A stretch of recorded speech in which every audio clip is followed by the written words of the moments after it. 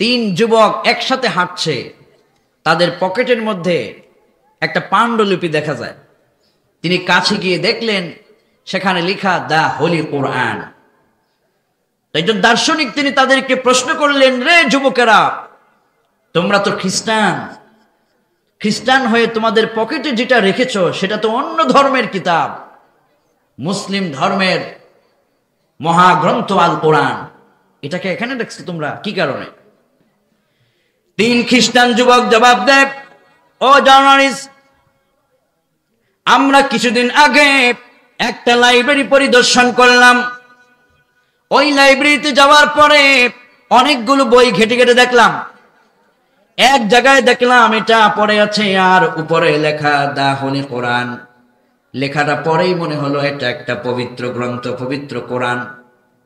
তখন আমরা এখানে এই লাইব্রেরি থেকে পবিত্র কোরআনকে তুলে ধরলাম, এরপরে বুকের পকেটের ভিতরে রেখে দিলাম। আমাদের একজন বন্ধু তার বাম বুকের উপরে অনেক দিন ধরে ব্যথা অনুভব হচ্ছিল, প্রচন্ড ব্যথা অনুভব হচ্ছিল। কিন্তু কি আশ্চর্য ঘটনা ঘটে গেল, আমার বন্ধু যখন এই কোরআনের পাণ্ডুলিপি সেই লাইব্রেরি থেকে তুলে তার পকেটের ভিতরে রেখে রাতে যখন ঘুমাতে গেল, এক রাতের ভিতরেই পবিত্র কোরআনের ছোঁয়ায় তার বুকের ব্যথা ভালো হয়ে গেল। লিখছে ওরা, লিখছে যে আমরা তিনজন খ্রিস্টান, কিন্তু এটাকে দেখলাম যে দা হোলি কোরআন, তো তারা তো বুঝেছে যে এটা একটা পবিত্র কিছু হবে, এই জন্য পকেটে সম্মানের সাথে রেখেছে। রাতে রেখে এভাবে রেখে ঘুমায় গেছে। সকালবেলায় ঘুম থেকে জেগে সে বলছে যে আমার বুকের ব্যথাটা ভালো হয়েছে, অপারেশন লাগে নাই। কোন আল্লাহু আকবার। খ্রিস্টান যদি কোরআন বুকে নিয়ে তার হৃদয়ের ব্যথা দূর করতে পারে, ও মুসলমানের সন্তানেরা, তোমাদের সামনে রয়েছে কোরআন আর আল্লাহু আকবার। আজ ভারতে তোমাদের মসজিদকে গুড়িয়ে দেওয়া হচ্ছে, ভারত মসজিদ মন্দিরগুলোকে গুড়িয়ে দেওয়া হচ্ছে। যখন সর্বপ্রথম ভারতের মসজিদের মিনারে আঘাত করা হলো, আমি ঢাকা থেকে বলেছিলাম ক্যাপিটাল সিটি ঢাকা সাক্ষী থাকবে কোনো একদিন ভারতের মসজিদের মিনার যারা ভেঙ্গে চুরে চুরমার করে দিচ্ছে। এমন একটা সময় আসবে, শুধুমাত্র ওই মসজিদগুলো নয়, শুধুমাত্র বাবরি মসজিদ নয়, ভারতের মুসলমানেরা আল্লাহু আকবার স্লোগান দিয়ে যখন সামনে এগিয়ে যাবে, কসাই মুদি পালাবে, দিল্লির লাল কেল্লায় কোরআনের পতাকা উড়িয়ে দেওয়া হবে। মসজিদ ভাঙ্গো, আমরা লাল কেল্লায় কলেমার পতাকা উড়াবো সময়ের ব্যবধানে ইনশাআল্লাহ। পড়ে অলরেডি ভারত কাঁপছে। কেন? ভারত আর এখন আমাদের উপর কোনো করায়ত্ত করতে পারছে না। আমাদের ছোট্ট ছোট্ট তরুণ যুবকেরা যারা আগে ডিজে গান এগুলো নিয়ে ব্যস্ত থাকতো, এই ছেলেগুলো এখন ফেসবুকে এসে আগে বলে বিসমিল্লাহির রহমানির রহিম, কথার শুরুতে বলে বিসমিল্লাহ, ভবিষ্যতের কথাকে বলে ইনশাআল্লাহ, প্রশংসা করে বলে আলহামদুলিল্লাহ। এই শব্দগুলো মালাউনেরা সহ্য করতে না পেরে বাংলার দেশের মুসলমানদের মধ্যে একটা ঐক্যকে নষ্ট করার ষড়যন্ত্র করে তাবলিগ জামাতের উপর তারা ষড়যন্ত্র চাপিয়ে দিয়েছে। আপনি কি মনে করেন এই তাবলিগ জামাত যারা করে এরা বাংলাদেশের সবচাইতে নম্র ভদ্র? আমি দেখেছি নিজের খেয়ে তারা মানুষকে দাওয়াত দিয়েছে, নিজের পরে তারা দাওয়াত দিয়েছে। তাদের উপর আক্রমণ এটা সোজা ব্যাপার মনে করেন না, এটার পিছনে ভারতের হাত রয়েছে। যদি আমরা এখন সচেতন হতে না পারি, আমরা আমাদের মধ্যে যদি ঐক্য সৃষ্টি করতে না পারি, তাহলে ওরা ভারত থেকে বসে আমাদের বাংলার মাটির মুসলমানদের ঐক্যকে নষ্ট করে ফুস করে তারা বাংলার মাটিতে ঢুকে তারা অরাজকতা সৃষ্টি করতে চাইবে, যে সুযোগ তাদেরকে দেওয়া কখনো যাবে না। ইনশাআল্লাহ বলেন। এই জন্য আমাদের শ্রেষ্ঠ হাতিয়ার হবে কোরআন। আমাদের হাতিয়ার হবে কি? যেই ভারতে ওরা মসজিদ ভাঙছে, ওখানে নতুন করে সেলিব্রিটিরা কালেমা পড়ে মুসলিম হতে শুরু করেছে। আলহামদুলিল্লাহ পড়েন। আপনারা জানেন শর্মিলা ঠাকুর নামে একজন অভিনেত্রী, ভারতের বিখ্যাত অভিনেত্রী, সে কালেমা পড়েছে। হেমা মালিনী, যাকে সুন্দরীর মহারাজ্য বলা হয়, সে সেখানে কালেমা পড়েছে। অমৃতা সিং সে কালেমা পড়েছে। তাদেরকে জিজ্ঞেস করা হয়েছে, ভারতে বসে তোমরা কেন কালেমা পড়লা? ওরা জবাব দিয়েছে, উপনিষদ পড়েছি, গীতা পড়েছি, ওর ভিতরে মানুষের পক্ষে, মানবতার পক্ষে এত সুন্দর বিবৃতি পাই নাই যে বিবৃতি কোরআনের ভিতরে পেয়েছি, তাই কোরআনকে চুমু খেয়ে আমরা কালেমা পড়ে মুসলমান হয়ে গিয়েছি। ভারতে অভিনেত্রীরা কোরআন ছুঁয়ে কালেমা পড়ে মুসলিম হচ্ছে, এটা আমাদের জন্য কোরআন বিজয়ের একটা পূর্বাভাস। বলি আলহামদুলিল্লাহ। রব্বুল আলামিন বলেন, আলিফ লাম মিম যালিকাল কিতাবু লা রাইবা ফীহি হুদাল লিল মুত্তাকিন। আল্লাহ পাক এই আল বাকারা শুরু করেছেন তিনটি অক্ষর দিয়া। এক হচ্ছে আলিফ, আরেক হচ্ছে লাম, আরেক হচ্ছে মিম। বিশ্বনবী সাল্লাল্লাহু আলাইহি ওয়াসাল্লাম বলেছেন, আলিফ লাম মিম এই তিনটা একসাথে মিলে একটি অক্ষর নয়, বরং আলাদা আলাদা অক্ষর। লা আকুলু আলিফ লাম মিম হারফুন, আমি আলিফ লাম মিম তিনটাতে একসাথে একটি অক্ষর বলি নাই, বরং আলিফ একটা অক্ষর, লাম একটা অক্ষর, মিম একটা অক্ষর। যদি আল্লাহর কোনো বান্দা আল্লাহর কোরআনকে ভালোবেসে, আল্লাহকে ভালোবেসে আলিফ লাম মিম শুধু উচ্চারণ করতে পারে, তবে তার আমলনামায় সাথে সাথে আল্লাহ পাক 30 খানা সওয়াব দান করে দেয়। আলিফ লাম মিম বলতে বেশি সময় লাগে না, কিন্তু আমরা কত জীবনে কত ছেড়ে দিয়েছি এই আমলগুলো, সহজ সহজ আমলগুলো জীবনে বহু ছেড়ে দিয়েছি। বিমানের তাফসীর, আল্লাহু আ'লামু বিমুরাদিহি বিযালিক। জামিউল বায়ান আন তা'ফিল আয়াল কোরআন, বিশ্ববিখ্যাত তাফসীর ইবনে জারীর, সেখানে তিনি লিখেছেন, এই আলিফ লাম মিম দিয়ে আল্লাহ রাব্বুল আলামিন এর অর্থ তিনি ভালো জানেন। আর তাফসীরুল কোরআনিল আযীমের ভিতরে আল্লামা ইমামউদ্দিন ইবনে কাসির রাহিমাহুল্লাহ তিনি ব্যাখ্যা করে লিখেছেন, এই তিনটি অক্ষর দিয়ে আল্লাহ পাক গোটা দুনিয়ার সমস্ত কাফিরদেরকে চ্যালেঞ্জ করেছেন, রে দুনিয়ার কাফিরেরা, তোমরা যারা তোমাদের নিজেদের কলমের খোঁচায় তোমরা বড় শিক্ষিত, তোমাদের বড় ডিগ্রি আছে, ক্ষমতা আছে মনে করো, কোরআনে কারীমকে তোমরা পৃথিবীর জন্য অচল মনে করো, যদি তোমাদের কলমের শক্তি থাকে, পারলে আলিফ লাম মিমের মতো আরেকটা কোনো কিছু বানিয়ে দেখাও।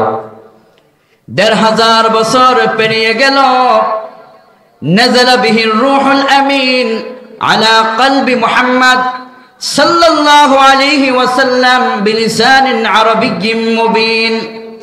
1500 বছর পেরিয়ে যাবার পরেও কাফিরের বাচ্চারা যারা কোরআনকে পৃথিবীর মাটি থেকে নিশ্চিহ্ন করতে চেয়েছে, তারা আল্লাহ পাকের কোরআনে কারীমের একটি অক্ষরের মোকাবেলা করার ক্ষমতা পৃথিবীর কারো হয় নাই। কোন আল্লাহু আকবার।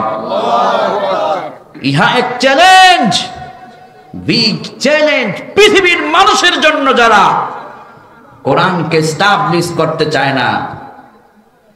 আল্লাহ রাব্বুল আলামিন দুনিয়ার কাফিরদেরকে চ্যালেঞ্জ ছুড়ে দিয়ে কয়, ও দুনিয়ার কাফিরেরা, এমন একটা কোরআনে কারীম আমি আল্লাহ পাক আমার বিশ্ববাসীদের জন্য পাঠিয়ে দিয়েছি, যেই কোরআনে কারীমের সংস্পর্শে যায় যে ব্যক্তিটাই আসবে, ওই ব্যক্তির ভিতর যদি অন্ধকার থাকে, কোরআনের আলোতে তার কলিজাটা অন্ধকার থেকে দূর করে আলোকিত জীবন সে পেয়ে যাবে। কোন সুবহানাল্লাহ। আল্লাহ রাব্বুল আলামিন বলেন, যালিকাল কিতাবু লা রাইবা ফীহি হুদাল লিল মুত্তাকিন। এমন একটা কিতাব তোমাদেরকে দেওয়া হয়েছে, ও কসবার তাওহীদি জনতা। আল্লাহ পাক বলছেন, যে কিতাব থেকে তোমরা জীবন গড়বা, যে কিতাবের কথা শুনে তোমরা তোমাদের ব্যক্তি, পরিবার, সমাজ, রাষ্ট্র, তোমাদের সেক্রেটারিয়েট, তোমাদের গণভবন, তোমাদের পার্লামেন্ট, তোমাদের সচিবালয়, তোমাদের ব্যবসা, তোমাদের বাণিজ্য, তোমাদের কল কারখানা, তোমাদের জীবনের প্রতিটি অঙ্গন যে কিতাব দিয়ে তোমরা সাজাবে, আমি আল্লাহ পাক স্পষ্ট ভাষায় বলে দিলাম, এই কিতাব এমন একটা কিতাব, সন্দেহ তো দূরের কথা, সন্দেহের কোনো অবকাশ নাই। কোন সুবহানাল্লাহ। অথচ এই পৃথিবীতে ৪৫০০ ধর্ম রয়েছে এবং এদের ধর্মীয় গ্রন্থও আছে। Old testament, new testament, Mahabharata, Gita, Upanishad, জিজ্ঞেস করে দেখুন ওরা কি চ্যালেঞ্জ করতে পারবে তাদের ধর্মগ্রন্থ পৃথিবীতে কেউ ফার্স্ট টু লাস্ট মুখস্থ করেছে? পারবে কেউ? মহাভারত, গীতা, উপনিষদের হাফেজ পৃথিবীতে একজনও কেউ কি আজও পর্যন্ত দেখাতে পেরেছে? কোরআন কি মহাবিস্ময়! বর্তমান দুনিয়াতে এই কোরআন একজন নয়, দুইজন নয়, অন্তত ৬ কোটির বেশি মানুষ আল্লাহর ৩০ পারা কোরআনকে ফার্স্ট টু লাস্ট মুখস্থ করে পৃথিবীকে অবাক করেছে। কোন আল্লাহু আকবার। কোরআন যালিকাল কিতাব লা রাইবা ফি, কোনো সন্দেহ নাই, স্পষ্ট কিতাব, কোনো বক্রতা নাই। যে এটাকে ধরবে কোরআনের ছোঁয়ায় তার জীবন আলোকিত হয়ে যাবে। কোন সুবহানাল্লাহ। আল্লাহ রাব্বুল আলামিন বলেন, ইন্না আনজালনাহু কুরআনান আরাবিয়্যা লাআল্লাকুম তাকিলুন।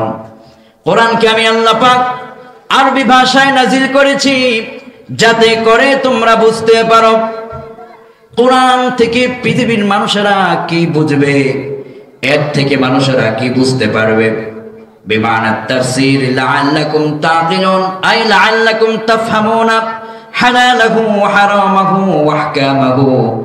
এই কোরআনে আল্লাহ পাক যা হালাল করেছে জানার পরে তুমি সেটাকে মেনে চলবে, হারাম যা করেছে সেখান থেকে তুমি তোমার নিজেকে বাঁচায় রাখতে পারলে হুদাল লিল মুত্তাকিন, তোমাকে আল্লাহ পাক মুত্তাকিদের চেয়ারের ভিতরে বসায় তোমার জন্য জান্নাত মঞ্জুর করে নেবেন। কোন সুবহানাল্লাহ।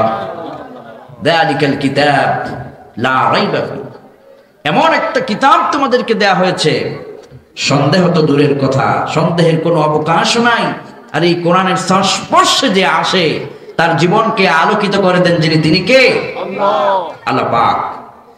আল্লাহ রাব্বুল আলামিন বলেন, বান্দারে তোমার ঘরে এমন একটা কোরআন আমি আল্লাহ পাক দান করলাম, কিতাবুন আনজালনাহু ইলাইকা লিতুখরিজান নাস মিনাল যুলুমাতি ইলান নূর। এই কোরআনকে আমি আল্লাহ পাক নাজিল করার পিছনে আমার উদ্দেশ্য হলো কোরআন পৃথিবীর সমস্ত মানবতাকে সমস্ত অন্ধকারের জগৎ থেকে টেনে টেনে বের করে কোরআন মানুষদেরকে ইলান নূর তথা আলোকিত একটা জীবন কোরআন মানুষদেরকে উপহার দেবে। আল্লাহ পাক বললেন কোরআন মানুষের জীবনকে আলোকিত করে। কিন্তু মুসলমানের ঘরের সন্তান যদি কাউকে জিজ্ঞেস করা হয়, বলুন যে কোরআন তোমার আমার জীবনকে আলোকিত করে, এই কোরআনকে আমরা আমাদের জীবনের প্রতিটি মুহূর্তে রান্নাঘর থেকে জাতীয় সংসদ পর্যন্ত আমরা মানতে পেরেছি কিনা? পেরেছি? সবাই বলেন পেরেছি। আমাদের কনস্টিটিউশন কি? মানব রচিত একটি কনস্টিটিউশন, মানব রচিত সংবিধান। আমাদের সংবিধান লিখেছে মানুষ, কিন্তু আল্লাহ বলছেন তোমাদের সবচাইতে শ্রেষ্ঠ সংবিধান তো কোরআন। এটা দিয়ে তোমার ব্যক্তি, পরিবার, সমাজ, রাষ্ট্র, আইন, আদালত, জীবনের প্রতিটি অঙ্গন চালাবে। কোরআন পৃথিবীর মানুষের কাছে শুধুমাত্র তিলাওয়াতের জন্য আসে নাই, কোরআন এসছে গোটা দুনিয়ার নেতৃত্বের দখল, নেতৃত্ব দিতে। কোরআন, আল্লাহু আকবার। কোরআন মহিমান্বিত কোরআন যা আমরা পেয়েছি, আমরা সৌভাগ্য এই কোরআন পেয়ে। আলহামদুলিল্লাহ করে সবাই। কেমন সৌভাগ্য? যদি কেউ এটা বলে বিমা নুজ্জিলা আলা মুহাম্মাদ ওয়া হুয়াল হাক্কু মির রাব্বিহিম, বাস, যে আল্লাহ পাক যে কোরআন রাসূলের উপর নাযিল করেছে আমি এটাকে সংবিধান মেনে নিলাম, আল্লাহ পাকের ওয়াদা এই লোকের জীবনের যত গুনাহ ওই জায়গার ভিতরে আল্লাহ পাক সব মাফ করে দিবে। সুবহানাল্লাহ। এত আস্তে বললেন। আপনারা কি ঘুমাচ্ছেন? শরীর ক্লান্ত হয়ে গিয়েছে? বিমা নুজ্জিলা আলা মুহাম্মাদ ওয়া হুয়াল হাক্কু মির রাব্বিহিম, যে বলতে পেরেছে কোরআন আল্লাহর পক্ষ থেকে মহা সত্য কিতাব, এটাই সংবিধান, আল্লাহর ওয়াদা, কাফফারু আনহুম সাইয়্যাতিহিম, তার জীবনের সবগুলো গুনাহ আমি আল্লাহ পাক maaf করে দেই। কোন সুবহানাল্লাহ। তাহলে আপনার আমার জীবনে কোরআন লাগবে কি লাগবে না? শুধু তিলাওয়াত করব নাকি এই কোরআন শাসন করবে? কোরআন কি করবে? শাসন কোরআন করেনি বলেই বিগত 17টি বছর আপনাদেরকে জালেমরা জ্বালিয়েছে। যদি আল্লাহ পাকের কোরআনকে পার্লামেন্টে পৌঁছানো যেত তাহলে গোটা দুনিয়া সাক্ষী থাকতো, জালেমরা বাংলার মাটির 1 ইঞ্চি মাটিকে অপবিত্র করতে পারতো না। কিন্তু আল্লাহ পাকের কৌশল, সর্বোত্তম কৌশল, ওরা বলেছিল সব আমাদের। আর আল্লাহ বলছেন তোমার না আমার, এটা সময় মতো দেখা যাবে। দড়ি যখন আল্লাহ পাক ছিঁড়ে দিয়েছেন 1 ঘন্টার ভিতরে 300 আসনের পার্লামেন্টের মেম্বার সদস্য সব পালিয়ে যেতে বাধ্য হয়েছে। গোটা দুনিয়ায় এরকম ইতিহাস আর একটাও নাই যে মেম্বার অফ পার্লামেন্ট জাতীয় সংসদ ছেড়ে 1 ঘন্টায় পালিয়েছে। গোটা দুনিয়ায় এরকম ইতিহাস নাই, যেটা বাংলাদেশে আল্লাহ পাক ঘটিয়ে দিয়েছেন। মেম্বার অফ পার্লামেন্ট এখন পরে আছে নীরব। আগামীতে ওই সংসদের ওই আসনগুলোতে আল্লাহর কোরআনকে পাঠানো দরকার। আপনারা চান তো ইনশাআল্লাহ? কারা কারা চান দুহাত তুলে আল্লাহকে দেখান।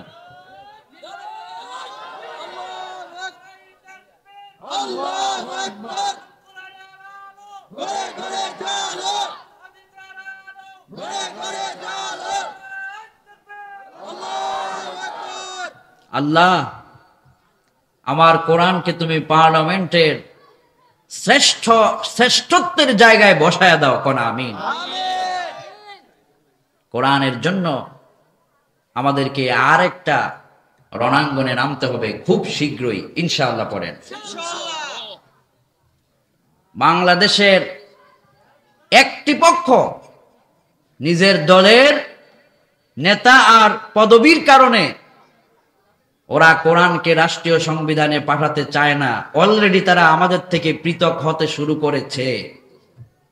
তাদেরকে জানিয়ে দিবেন বিগত 50টি বছর বাংলাদেশকে আমরা দেখেছি কোরআন ছাড়া চলতে কিরকম হয়েছে। সেখানে চাঁদাবাজ, দুর্নীতিবাজ, কোরআন বিরোধী নাস্তিক্য মতবাদকে প্রমোট হয়েছে শুধুমাত্র। দেশের কোটি কোটি মেরুদণ্ডকে ভেঙ্গে চুরে তছনছ করা হয়েছে। সুতরাং একটাই মাত্র কারণ ছিল, আমরা কোরআনকে সংবিধান বানাতে পারি নাই। আগামীর সংসদীয় আসনে আল্লাহর কোরআনকে 300 আসনে আমরা পাঠাতে চাই ইনশাআল্লাহ। যারা বলবে আমরা কোরআনের সঙ্গে নাই তাদেরকে জানাই দিবেন আমরাও তোমাদের সাথে নাই। কেননা কোরআন হচ্ছে আমাদের মুখ্য উদ্দেশ্য, আল্লাহর কালাম। আল্লাহ রাব্বুল আলামিন বলেন, এই কোরআনকে যখন তোমরা সেলিব্রেট করবা, কোরআনকে যখন সম্মানের জায়গায় বসায় দেবা, আমি আল্লাহ পাক তোমাদের জন্য কি সারপ্রাইজ করব, তোমরা শুনে নাও। والذين آمنوا وعملوا الصالحات وآمنوا بما نزل على محمد وهو الحق من ربهم كفر عنهم سيئاتهم وأصلح بالهم। ঈমান আনার পরে আমলে সালেহ করে যারা কোরআনকে রাষ্ট্রীয়ভাবে সংবিধান বানাবার জন্য লড়াইয়ে নিয়োজিত থাকবে, আল্লাহ রাব্বুল আলামিনের ওয়াদা, তাদের গুনাহগুলো তো আমি আল্লাহ পাক মাফ করবই, আর তাদের সমাজ, তাদের সংসদ, তাদের জীবন, তাদের রাষ্ট্রের উপরে আমি আল্লাহ পাক রহমত বরকত দিয়ে পূর্ণময় করে দেব। কোন সুবহানাল্লাহ।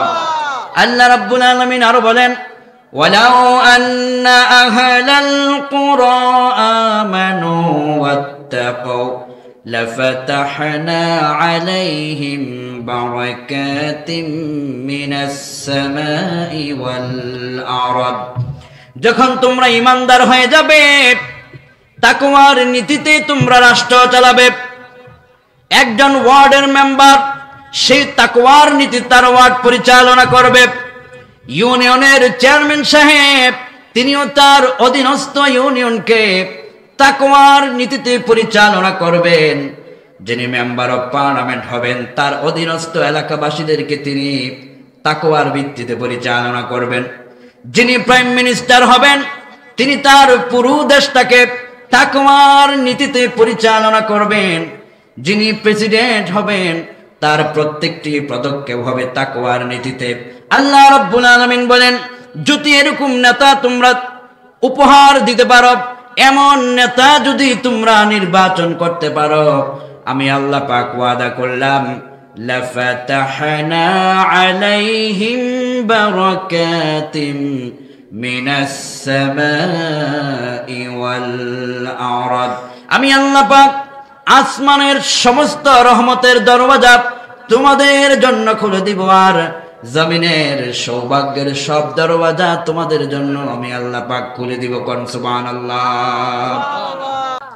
এজন্য আমার ভাইয়েরা, আল্লাহ রাব্বুল আলামিন বলেন, যেই কিতাব আমি আল্লাহ তোমাদেরকে দিলাম, যালিকাল কিতাবু লা রাইবা ফীহি হুদাল লিল মুত্তাকিন।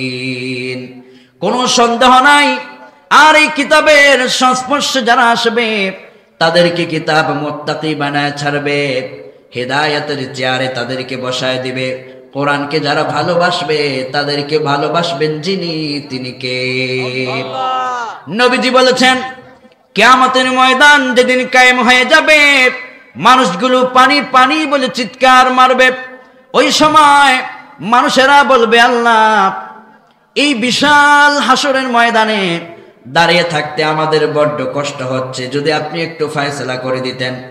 এমন সময় নবীজি বলেছেন, আল্লাহ পাকের কালামে পাক, আল্লাহর সামনে কথা বলার পারমিশন পাবেন।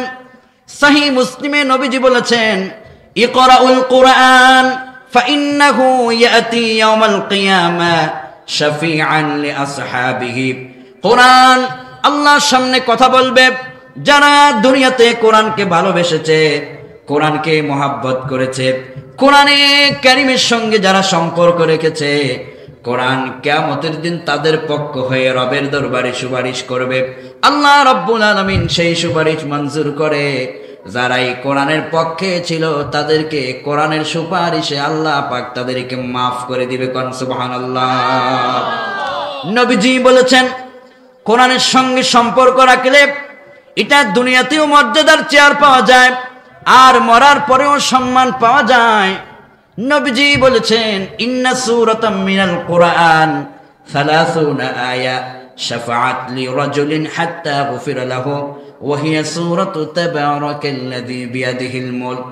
ছোট্ট একটা সূরা কোরআনে আছে, এই সূরাটা যদি তোমরা তিলাওয়াত করো রাতের একজন প্রহরে, আল্লাহর হাবিব বলেছেন যেদিন তোমরা মরে যাবে তোমাদের গুনাহগুলোকে মাফের কারণ হবে। কবরের আযাব থেকে এই সূরা তোমাদেরকে নাজাতের ফয়সালা করে দিতে পারবে। কোন আল্লাহু আকবার। আল্লাহর হাবিব বলেছেন হিয়াল মানিআতু হিয়াল মুনজিয়াতু তুনজিহি মিন আযাবিল কবর। ও উম্মতেরা, কোরআনের সঙ্গে সম্পর্ক রাখো, কোরআনে কারীমটা পড়ো। যখন তোমার লাশ কবরে রাখা হবে, এই কসবার কোনো একটা মাটির কবরে তোমার লাশ যেদিন রেখে দেওয়া হবে, দুনিয়ার সবচাইতে কম দামি কাপড় দিয়া তোমাকে লাশ দাফন করা হবে।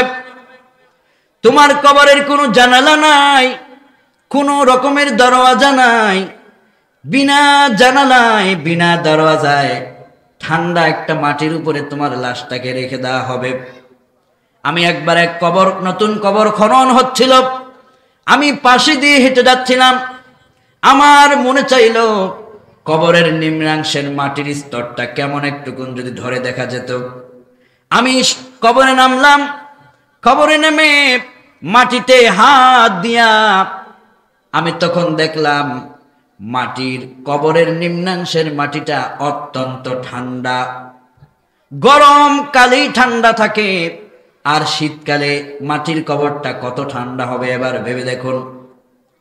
দুনিয়ায় আপনার ঘুমাবার জন্য একটা বিছানা আছে, ঘুমাবার জন্য একটা খাট আছে, ঠান্ডা দূর করার জন্য আপনার কম্বল আছে, সব ব্যবস্থাপনা আছে। কিন্তু কবরের ভিতরে আপনাকে সামান্য একটুকুন কাপড় দিয়া সেখানে আপনারে ফেলে দেওয়া হবে। কেমনে সে জায়গার ভিতরে থাকবেন একটুকুন যদি ভাবেন, জিন্দেগির জন্য কোনোদিনও একটা গুনাহ করতে আপনি সাহস পাবেন না। আল্লাহর হাবিব বলেছেন মানুষকে যখন কবরে রেখে দেওয়া হয় তখন পায়ের দিক থেকে আযাবের ফেরেশতা আসতে থাকে। যারা কোরআনের দল করে, যারা কোরআনকে ভালোবাসে, কোরআনকে সেলিব্রেট করে, নবীজি বলেছেন আযাবের ফেরেশতা আসে পায়ের দিক থেকে আযাব শুরু করে দেওয়ার জন্য। কিন্তু আল্লাহ রাব্বুল আলামিনের মহাবিশ্বই কোরআন, ওই মৃত ব্যক্তির লাশের মাথা বরাবর কোরআন দাঁড়িয়ে যায়। আল্লাহু আকবার। কোরআনে কারীম দাঁড়িয়ে যায়। নবীজি বলেছেন কোরআনে কারীমটা তখন একটা নূরের জ্যোতি হয়ে সেই জায়গার মধ্যে দাঁড়িয়ে যায়। জাহান্নামের ফেরেশতাকে জিজ্ঞেস করা হয়, রে জাহান্নামের ফেরেশতা, তুমি আযাবটাকে কেন দেওয়ার জন্য এসেছ? আযাবের ফেরেশতা তখন বলে, তুমি কে, তুমি কি করতে চাও? কোরআন তখন বলবে, আনাল কোরআন, আমি আল্লাহ পাকের কোরআন, আমি কোরআন। এই মৃত ব্যক্তিটা জীবিত অবস্থায় কোরআনের সঙ্গে সম্পর্ক করেছিল। কোরআনের আইন বাস্তবায়নের জন্য রণাঙ্গনে তারা লড়াই করেছিল। রাজপথে আল্লাহু আকবারের স্লোগান দিয়ে রাজপথকে কাঁপিয়ে দিয়েছিল। তারা তাদের রান্নাঘর থেকে শুরু করে জীবনের প্রতিটি অঙ্গনে কোরআনকে সাজাবার জন্য চেষ্টা করেছে।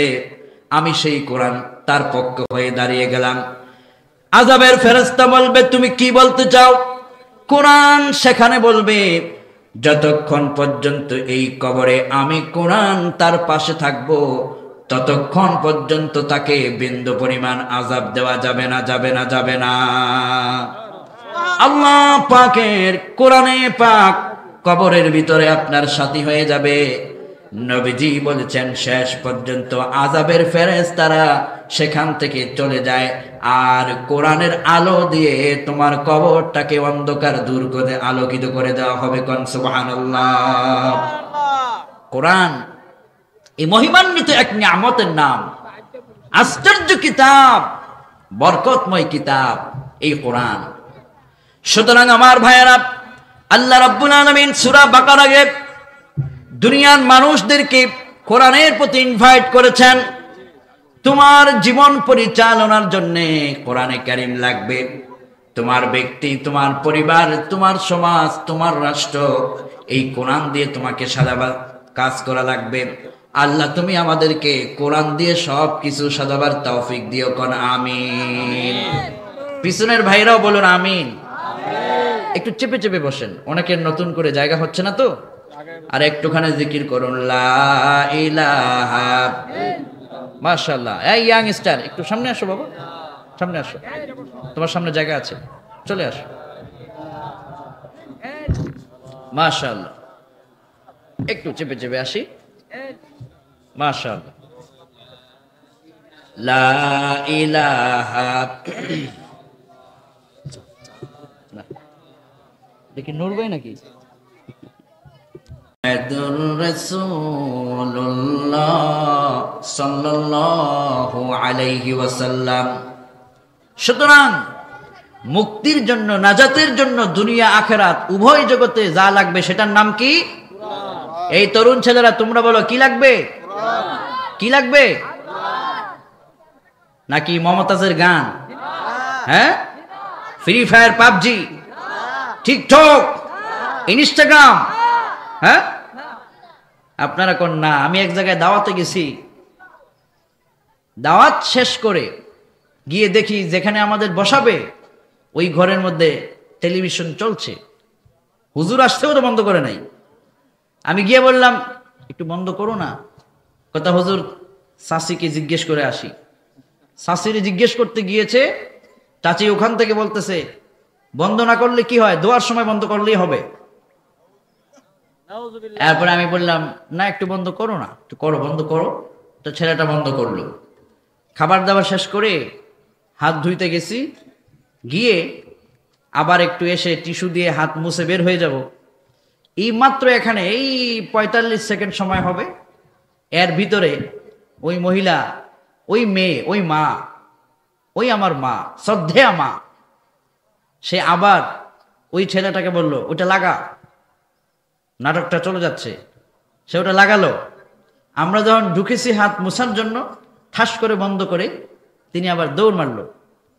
চিন্তা করলাম হুজুর আসছে মাত্র 5-10 মিনিট না হয় বসবে, এই সময়টা উনি টেলিভিশন বন্ধ রাখতে পারে না, না জানি কি বরকত তার থেকে ছুটে যাচ্ছে।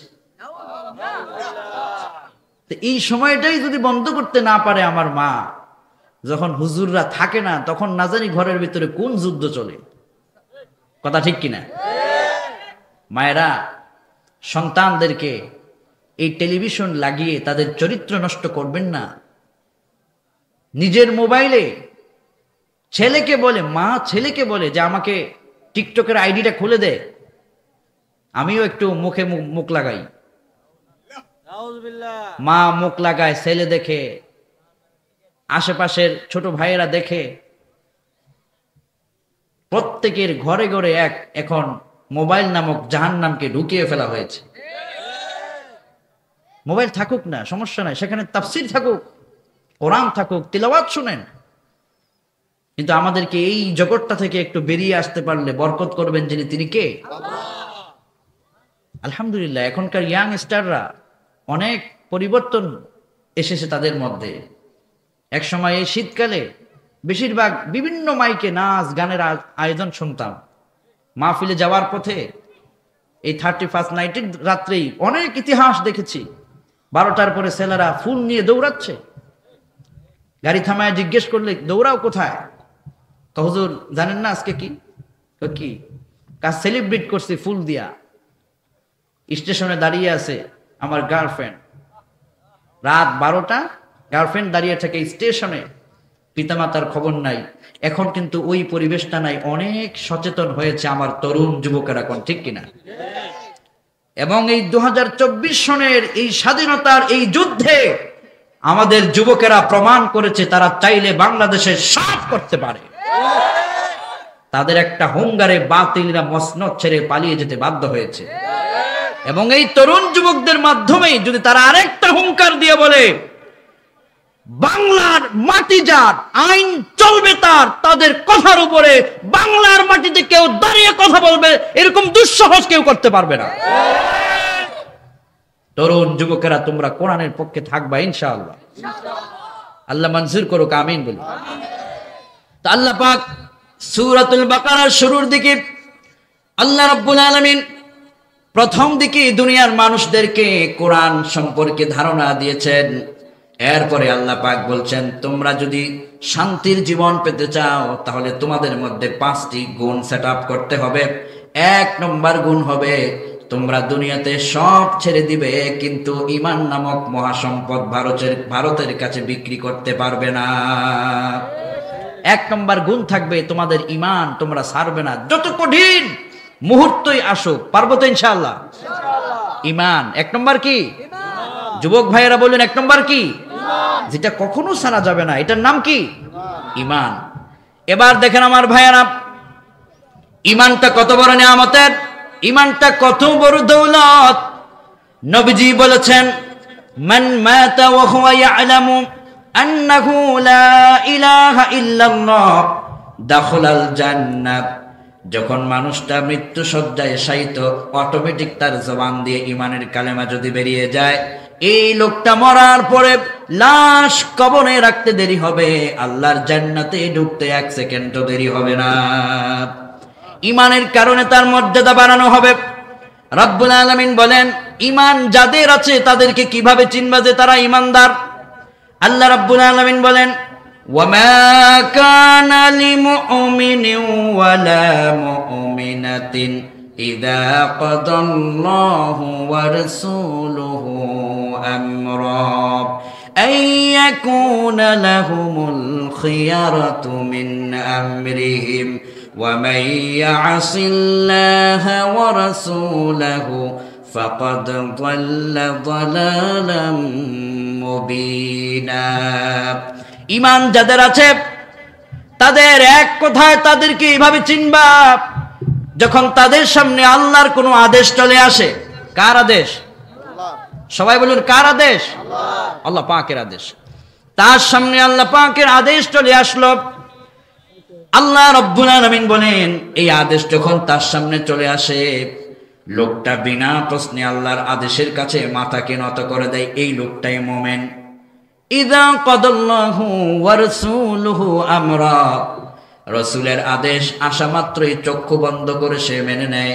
আল্লাহ পাক বলেছেন, এই লোকটাই পূর্ণ মুমিন, এই লোকটাই ঈমানদার, যে আল্লাহর কাছে সব দুনিয়ার তুচ্ছ মনে করে আর ঈমানকে সে তার জীবনের সবচেয়ে সম্পদ মনে করে। কোন সুবহানাল্লাহ।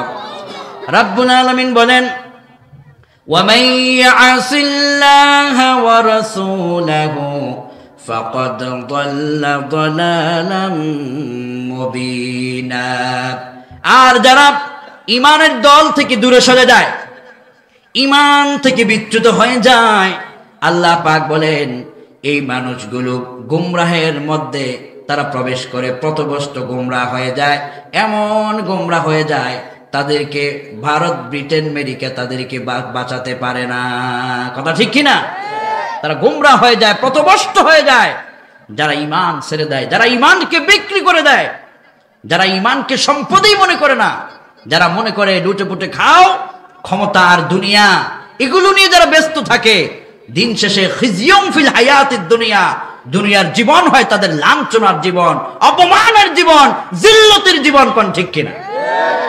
আর যারা মুমিন, আল্লাহ রাব্বুল আলামিন বলেন, যারা মুমিন, এই মুমিনেরা ঈমানের কারণে প্রয়োজনে তারা রণাঙ্গনে দাঁড়িয়ে যায়, প্রয়োজনে তাদের হাতের মধ্যে ফাঁসির রশি বেঁধে দেওয়া হয়, প্রয়োজনে তারা ফাঁসির মঞ্চে চলে যায়, তবুও তারা বাতিলের কাছে মাথা নত করে না। কোন ঠিক কিনা? নারায়ে তাকবীর, নারায়ে তাকবীর। ইসলামের দুশমনেরা হুঁশিয়ার শব্দ, কুরআনের দুশমনেরা হুঁশিয়ার শব্দ। নারায়ে তাকবীর, আল্লাহু আকবার। যাদের ঈমান আছে তারা এক কথায় এক বাক্যে বলে দেয়, ঈমান আমার কাছে সবচাইতে বড়, ঈমান আমার কাছে সবচেয়ে বড় সম্পদ। তাদের সামনে বিশাল বড় অঙ্কের মোটা টাকার প্রস্তাবনা আসতে পারে, সুন্দরী নারীর প্রস্তাবনা আসতে পারে, তারা সবকিছু প্রত্যাখ্যান করে ঈমানের জন্য, রবের সন্তুষ্টির জন্য। আর যারা ঈমানকে মূল্য দেয় না, তারা বাংলাদেশের কোটি কোটি মানুষের টাকাগুলো বেগম পাড়ায় নিয়ে জমা করেছে। পার্থক্যটা এটাই, ঈমান যারা বুঝেছে তারা তাদের নিজের সম্পদ, রাষ্ট্রকে বুঝতে পেরেছে। ঈমানকে যারা সেলিব্রেট করতে পারে নাই, তারা বাংলাদেশের মেরুদণ্ডকে ভেঙে দিয়ে চুরমার করে দেওয়ার জন্য ষড়যন্ত্র তারা করেছে। কিন্তু আল্লাহ পাক বলছেন, মনে রাখো, ওয়াকানা হাক্কান আলাইনা নাসরুল মুমিনিন, তুমি যখন মুমিন হয়েছো, তোমাকে সাহায্য করা জীবনের শেষ মুহূর্ত পর্যন্ত আমি আল্লাহ পাকের উপরে ওয়াজিব হয়ে যায়। এই যে পেকুয়াতে আমার ভাই মিজানুর রহমান আজহারী সাহেব ফার্স্ট মাহফিল করলেন বাংলাদেশে, 5টি বছর তিনি বাংলাদেশে কথা বলতে পারেন নাই। তিনি কথা বলেননি এমনটা নয়, তাকে কথা বলতে দেওয়া হয় নাই। 5 বছর পর যখন পেকুয়ার মাটিতে এসেছে, গোটা দুনিয়া দেখেছে পেকুয়ার মাটি থেকে যে আল্লাহু আকবারের স্লোগান এসেছে। আমার তখন মনে পড়েছে বীর চট্টলার ময়দানে কোরআনের পাখি আল্লামা সাঈদী রাহিমাহুল্লাহ বলেছিলেন, এই বীর চট্টলা থেকে ইসলামী রাষ্ট্রের ঘোষণা আসবে ইনশাআল্লাহ। এই পেকুয়া কক্সবাজার চট্টগ্রাম ডিভিশনের মাধ্যমে আল্লাহর কোরআনে বাংলার রাজ, কোরআনের রাজ কায়েমের ঘোষণাটা চট্টগ্রাম থেকে আমরা আসবো, দেখবো ইনশাআল্লাহ। বীর চট্টলার ময়দান তৈরি হয়ে আছে, আলহামদুলিল্লাহ পড়েন। এত লক্ষ মানুষ হলো কেন? কিছু হুজুররা এখন ফতুয়াবাজি শুরু করেছে। আজহারী সাহেবের মাহফিলে এত লোক আসে, এটা তোমার জ্বলে? মমতাজ বেগমের গানে মানুষ যায়, তোমার জ্বলে না? মাজারে গিয়া মানুষ সেজদা করে, তোমার হৃদয় জ্বলে না? বুঝতে হবে তুমি বাংলাদেশে বাতিলদের এজেন্ডা হয়ে কাজ করছো। শুনে রাখো মাজার পূজারী ভণ্ডরা, আমার প্রিয় আজহারী চট্টগ্রামে মানুষ ভাড়া করে আনেন নাই। ও বলছে না ওরা, ওই যে পেকুয়ার কক্সবাজারের মাহফিলে নাকি বাংলাদেশের বিভিন্ন এলাকা থেকে আমরা ভাড়া করে লোক আনছি। আমাদেরকে ভাড়া করে লোক আনতে হয় নাই। আজহারী ভাই আসবে বাংলার মাটিতে, বাংলাদেশের কোটি কোটি তরুণ জনতা 2 দিন আগে না ঘুমায়া পেকুয়ার মাটি গিয়ে বসেছিল। ইতিহাসে এমন দৃষ্টান্ত কোথাও হয় নাই। আর ওরা বলছে ভাড়া করে আনছে। কোরআনের পক্ষে, হকের পক্ষে লোক বেশি দেখলে তোমাদের জ্বালা যন্ত্রণা শুরু হয়। বুঝতে হবে তোমাদের হৃদয়টা হিংসায় ভরে গিয়েছে। আর ওদের হিংসা পেরিয়ে আমার প্রিয় মিজানুর রহমান আজহারী ভাই বিজয়ের মালা নিয়ে কোরআনের ময়দানে বাংলার মাটিতে কোরআনের কথা বলা প্রচার করে দিয়েছে। বলুন আলহামদুলিল্লাহ। সুতরাং কোরআনের বিজয় পৃথিবীতে নিশ্চিত। আপনি যদি কোরআনের সাথে থাকবেন, আপনি না থাকলেও যে কোরআনের বিজয় হবে না এমনটি নয়। কোরআন ছাড়া আপনি শূন্য, আর আপনাকে ছাড়া কোরআন কখনো শূন্য নয়, কেননা কোরআনের সাথে আমার আল্লাহ আছেন। এজন্য আমার ভাইয়েরা যারা কোরআনকে ভালোবাসে, 1 নম্বর তারা ঈমানের আন্দোলন করবে। ঈমানের কাছে তারা কখনো তাদের ঈমানকে বিক্রি করবে না। 2 নম্বরে তারা সালাত কায়েমের আন্দোলন করবে। তারা তাদের পরিবার, ব্যক্তি সমাজ আর পরিবার, রাষ্ট্রে সব জায়গায় সালাত কায়েমের আন্দোলনে শামিল হবে। 3 নম্বরে ওয়া মিম্মা রাযাকনাহুম ইউনফিকুন, তারা তাদের রবের সন্তুষ্টির জন্য রবের রাস্তায় খরচ করবে। 4 নম্বরে ওয়াল্লাযীনা ইউমিনুনা বিমা উনজিলা ইলাইকা ওয়া মা উনজিলা মিন ক্বাবলিক ওয়া বিল আখিরাতি হুম ইউকিনুন।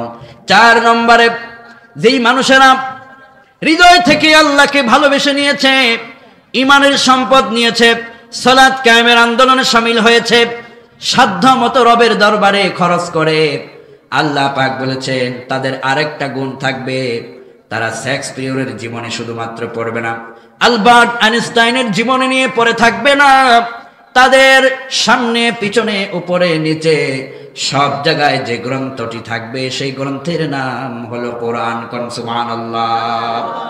যুবক, তুমি কেমিস্ট্রি পড়ো, ফিজিক্স পড়তে জানো, কিন্তু কোরআন যদি পড়তে না জানো একটু দুঃখ লাগবে, একটু কষ্ট আছে। সব জায়গায় কোরআনকে পড়তে হবে, কোরআনকে বুঝতে হবে। কোরআন দিয়ে ব্যক্তি, পরিবার, সমাজ, রাষ্ট্র গঠনের একীভূত হয়ে আল্লাহর জন্য আমাদেরকে কাজ করতে হবে, বলেন ইনশাআল্লাহ। লিল্লাহি তাকবীর, লিল্লাহি তাকবীর। আমাদের ভাই চলে এসেছেন, আল্লাহ পাক যেন ভাইয়ের এই আগমনকে বরকতময় করে দেয়, পড়ি আমিন। এই তরুণ যুবকদের এই আয়োজনকে যেন আল্লাহ পাক আমাদের পরকালের নাজাতের ওসিলা বানিয়ে দেয়, কোন আমিন।